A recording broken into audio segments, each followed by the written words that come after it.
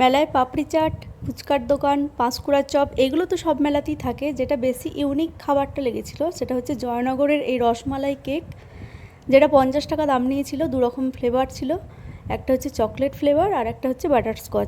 আমি দুটো ফ্লেভারই ট্রাই করেছিলাম, বেশ ভালোই লেগেছিল খেতে। তাছাড়া মেলায় এসে রাইডের মজা নিতে পারেন। এখানে অনেক রকম রাইডও এসেছে, মোটামুটি 100 টাকার মধ্যে সব কিছু দেখলাম। এই বেনারসি পান বা আইসক্রিম খেতে খেতে মেলাটা ঘুরে নিতে পারেন।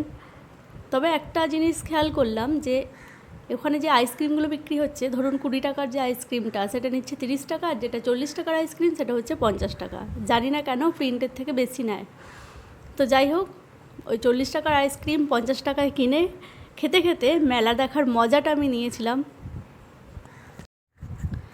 মেলায় গিয়ে এইগুলো তো কিনে আনবই, মানে আমাদের মেয়েদের এগুলো বেশি পছন্দ। কানের দুল, তারপর কাপ প্লেটের সেট, এগুলো যেমন 40 টাকা করে নিয়েছে। কাপ আর প্লেট হচ্ছে 40 টাকা, মানে টোটাল 80 টাকা। কাপ প্লেট নিয়ে টোটাল 80 টাকা, আর এইগুলো হচ্ছে 100 টাকা করে।